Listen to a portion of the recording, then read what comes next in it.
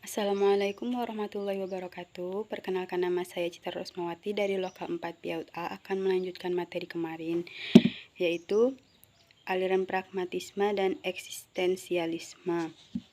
Pragmatisme adalah aliran yang menjadi besar pengaruhnya khususnya di Australia pada abad ke-20 hingga mampu menyaingi idealisme dan realisme.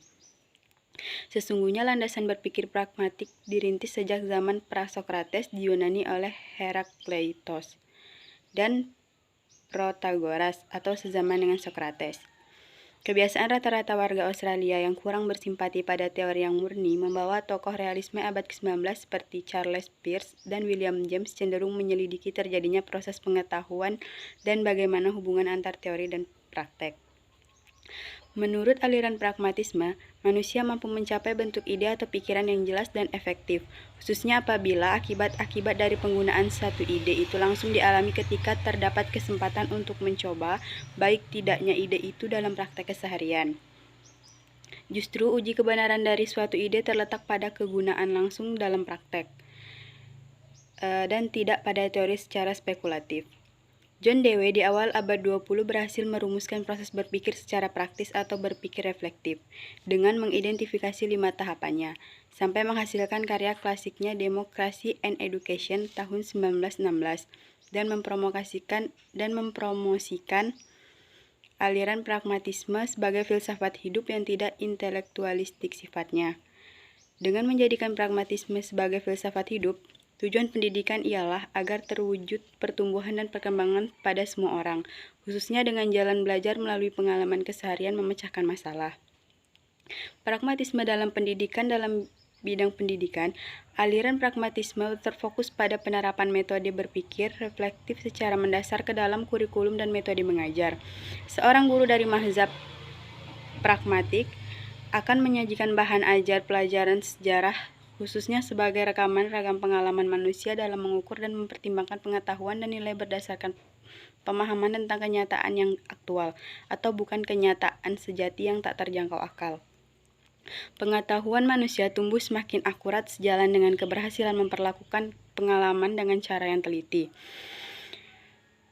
Karena itu, mazhab pragmatisme menekankan pentingnya kita untuk melakukan secara cara berpikir dengan baik dan berupaya agar pada siswa tumbuh sikap berpikir kritis agar tak mudah dengan begitu saja menerima suatu sebelum dianggap benar.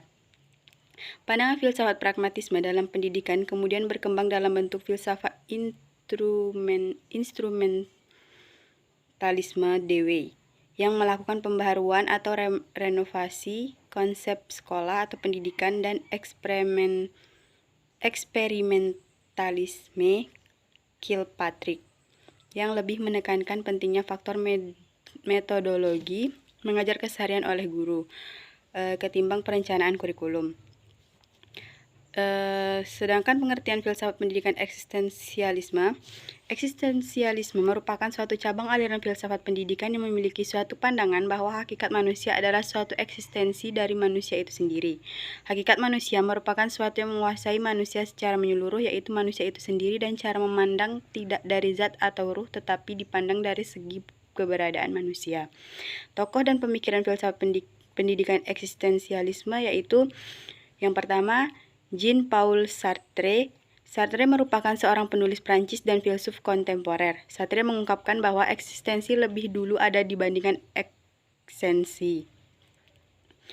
Itu karena manusia akan memiliki sebuah esensi jika mereka lebih dulu eksis dalam dunia nyata, dan eksensinya akan muncul ketika ia sudah mati. Yang kedua, Søren A.B. Kierkegaard. Søren merupakan seorang ahli teolog dan ahli filsuf di abad ke-19. Ia juga merupakan seorang kritikus Hegel pada masanya. Ia dulu banyak karya dengan menggunakan nama samaran sehingga sulit untuk membedakan sebuah karya yang diyakini dan argumennya dalam posisi pengarang.